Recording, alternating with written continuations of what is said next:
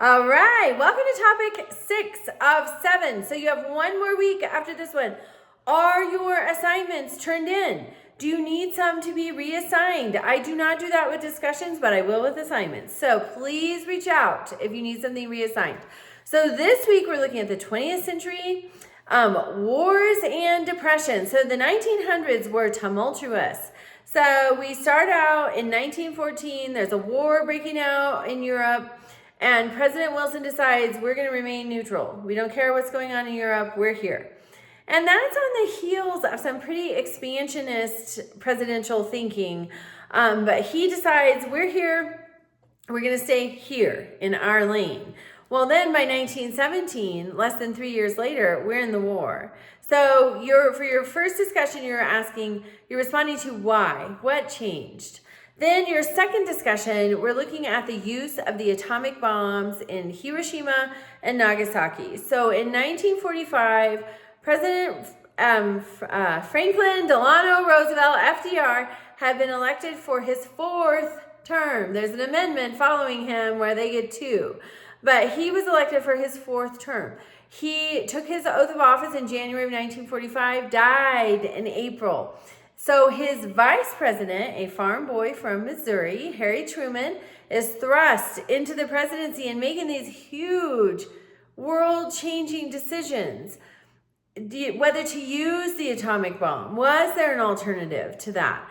But also on the heels of World War II, just something to keep in mind going forward, after World War II, then we are just locked into the Cold War with the USSR. It's a war of ideas, capitalism versus communism. But also, everybody's got nukes.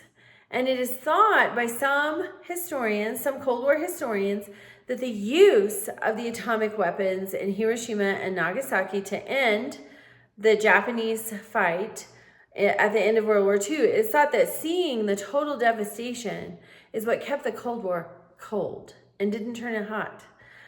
Because they understood that if the Cold War turned hot, everybody would employ their nuclear weapons, and then the world is done for.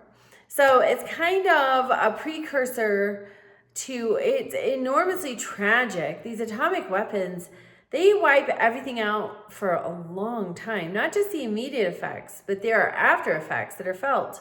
I don't even know if we know really for how long. But one of those after effects was we didn't nuke each other in the Cold War following World War II. Okay, then you have a worksheet. So something important. So question 1 of the worksheet is you're supposed to use primary sources from the class to explore the economic impact of the Great Depression. You can include the stock market and the Dust Bowl and its effects on American livelihoods. Primary sources are governmental publications at the time, different bills and laws such as FDR's action to strengthen banking and get people to work. President Hoover took some actions. Those are all primary sources. Any Supreme Court cases, timely newspaper articles that were written during the day, photos, diaries, things like that. These are letters. Those are primary sources. And you want them from the class. So every topic has a list of required readings. They should be in there. If you cannot find them, also they're mentioned in the text too, the Schultz text. But if you can't find them, please reach out to me and I will help you. Remember too, for your worksheet, each response needs to be at least 250 words. So when you're ready to submit this, it should be close to 1,000 words. You need to check that because if you fall short of the word count requirement, then you have not fully answered all of the prompts or questions. So then the second part is to analyze and explain the significance of the New Deal legislation and its role in reshaping the relationship between government and its citizens. I think one of the most powerful effects of the New Deal was just hope. We're going to get to work. Our money is going to be safe. There's hope. We're not just stuck. Sometimes when things are bad, we get into this mindset that this is how it will always be because it is bad and it is stressful and we're just in survival mode. But the New Deal provided hope. Also, getting to work. If you're stuck in your life, if you're depressed, I really encourage you to get to work. Maybe that means you clean your house today. Maybe it means you organize a closet in your house today. Maybe it means you find a job. Whatever that looks like, whatever you need, but get to work. Do something. It will help so much with every part of your life. All right, then you're looking at the economy during World War II, and the post-war prosperity, which led to consumerism, which led to buying on credit, which now, if you follow Dave Ramsey at all, you hear about all this consumer debt. So it's kind of interesting. You see the beginning and where it leads. Then also you're looking at gender roles. So in World War II, when it started, most women, I think it was like fewer than 25% of women worked outside of the home. Now during World War II, that goes way up. And then post World War II, we want to keep working.